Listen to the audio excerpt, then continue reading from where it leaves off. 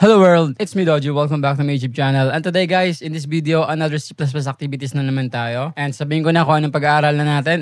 Minutes to hours and days converter. Okay? Minutes, hours, and days converter. So madali lang to. Pag-aaralan natin lahat ng basic, di ba? Simulan na natin, okay? So without further ado, open na natin yung mga code editor na gagamitin natin guys. As you can see, ito meron tayong integer main function dito. Okay? Now, hindi na tayo gagamit ng float dito, di ba? So integer yung ating mga variable. Ano ba yung mga variables natin? So, halatang-halata naman. Unahin natin minutes, M. Tapos, sunod, hours, H. And lastly, meron tayong days, D na lang. End of the statement. Okay, meron lang tayong tatlong variables na gagamitin. Okay, guys. Now, after we declare our variables, what's next? So, syempre, ganun pa din, guys, no? Meron tayong character out para manghingi ng user input. So, siguro, ang hihingin natin is minutes. Minutes na lang yung unahin natin. Enter minutes. Yeah. Minutes yung hihingin natin. Then, end of the statement. Saan masisave? The variable na M. After that, makuha lang natin yung minutes. Pwede natin makuha yung hours and days. So, conversion na lang yung kasuhin natin. So, paano ba natin makukuha yung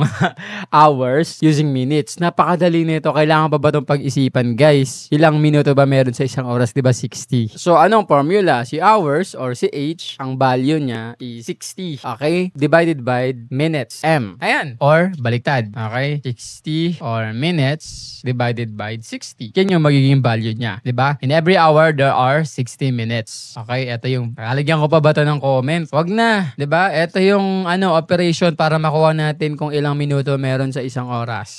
Paano naman kapag ka days? Okay? Ilang minuto meron sa isang araw? If I'm not mistaken, so, meron tayong 1,400.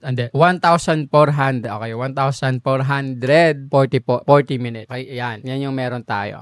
Guys, sa tingin ninyo, deserve ba ng channel na to na masubscribe? If oo, please guys, don't forget to click the subscribe button kasi habang nag-grow yung community na to guys, yung channel natin is lalo kaming nai-inspire na gumawa pa ng mas kapaki-pakinabang at mas madaling intindihin ng mga tutorial videos. And in return guys, we will always try to do our best to deliver more valuable content. Yun lang, balik na tayo sa tutorial. Every day, there are 1,440 minutes. So, i-divide lang natin guys yung i-enter niyang minutes into 1,440. Then, madedetermine na natin kung ilang araw ba yan. So, ito na yung conversion logic or operator or formula o kung ano man. No? Now, dahil ito na yung operations or formula natin, anong next? Character out. Yan, display na natin. Lagay na lang natin hours. Tapos, left shift natin yung H and then end line natin siya. End line. Ayan. Sa baba, the same. Papalitan lang natin ng minutes. Okay guys. So, dito sabihin natin minutes. Tapos, M naman. Ay, hindi. Days pala. Days. Sorry. Days. Tapos papalitan natin ito ng D. Ayan. So, ayan na yun guys. Ganyan na siya kasimple. Ayan lang yun. Diba? So, iraran muna natin bago ko papaliwanag para medyo may kalinawan. Haron malinawn. So, iran natin. Okay, teka. Meron naman akong missing end of the statement. Teka. Saan ako nagkamali? Saan ako nagkulang?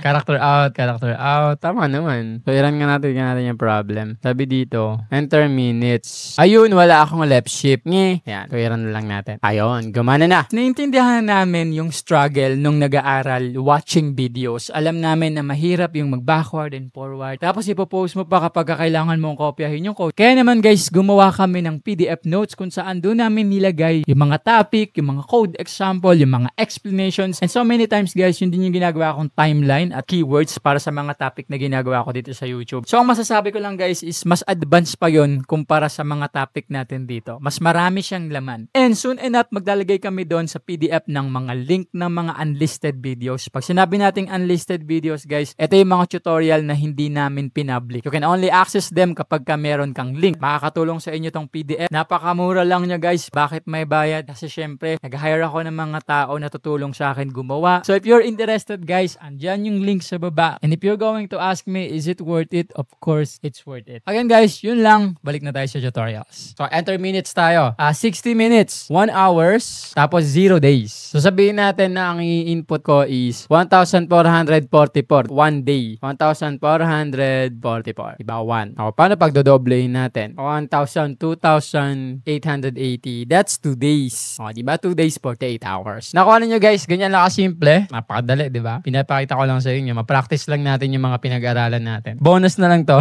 Okay guys. Thank you so much. Sana may natutunan kayo. Still sa ibang school, pinag-aaralan pa rin to or maging activities to sa ibang school. Diba? So, thanks so much for watching guys, if you do learn something, please don't forget to subscribe, like, and comment down below kung ano yung mga topic na gusto nyong pag-aralan at gawa natin ng mga videos. Again, thank you so much. See you on our next tutorial.